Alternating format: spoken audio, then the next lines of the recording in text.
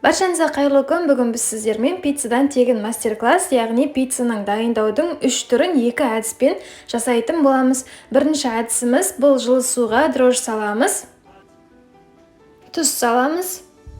Толық мөлшер описаниеда көрсетілген, сол жерден көріп алсаңыздар болады. Қант саламыз. Бір жұмыртқа салып, жақсылап араластырамыз, және де бір ас қасық майонез саламыз. Енді оны салып қамыр басатын боламыз, жұмсақ қылып басамыз.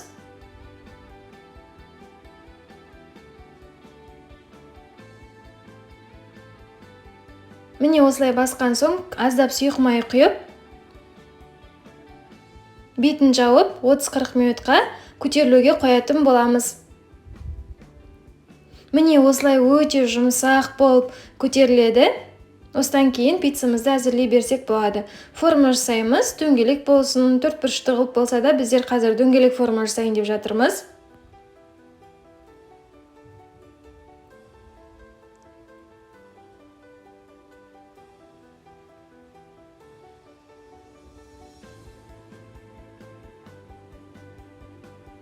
Міне илеп аламыз.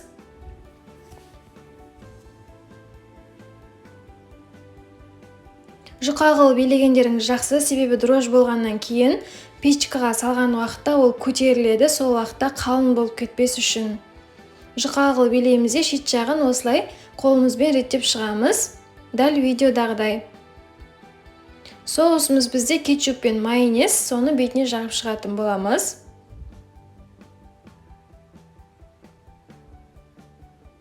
Міне.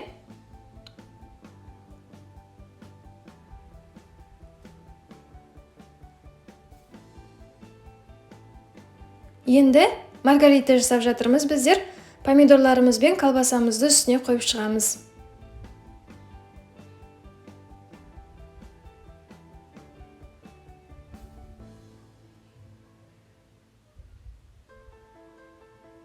Болған соң қызып тұрған 180-200 градус пешке 20-25 минутқа қойып пісіріп аламыз.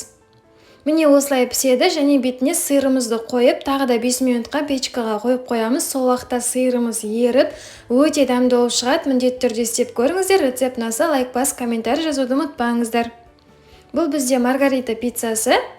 Қазір енді пепперониді және де 5 минутта табада пісірілетін пиццаны пісіретін боламыз.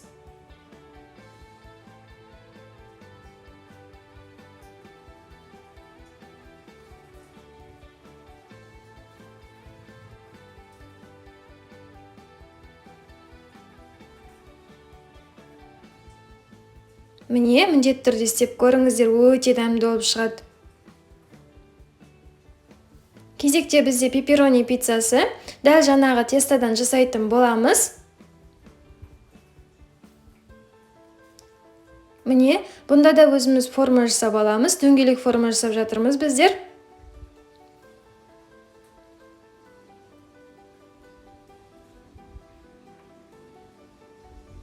Жұқалау қыламыз, дрожж болғаннан кейін көтеріліп кетеді.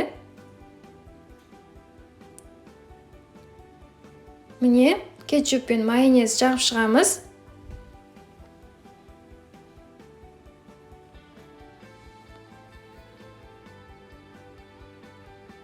Бұл тестамен барлық пиццаларды жасай берсеңіздер болады.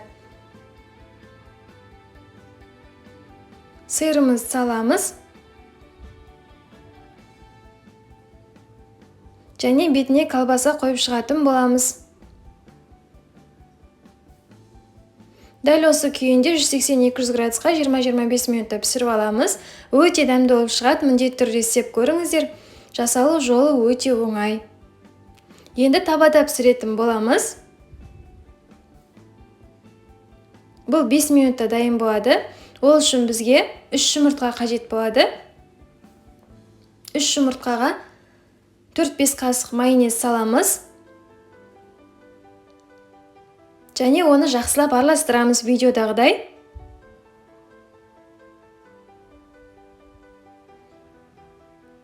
Төрт-бес қасық ұн саламыз. Сәл қою болуы керек, және табамызды майлап аламыз да дәл видеодағыдай жасайтын боламыз. Бетіне үйде не бар, бәрін қойсаңыздар болады. Кетчуппен осылай жағып шығамыз бетіне. Қасықпен болмаса осындай арнайы щеткамен жасаңыздар болады. Колбасамызды қойып, бетіне сиырымыз сеуіп шыққаннан кейін қақпағын жауып, орташа отта 5 минут ұстаймыз. Пиццамыз дайын, өте дәмді болып шығады. Міндетті түрде істеп көріңіздер.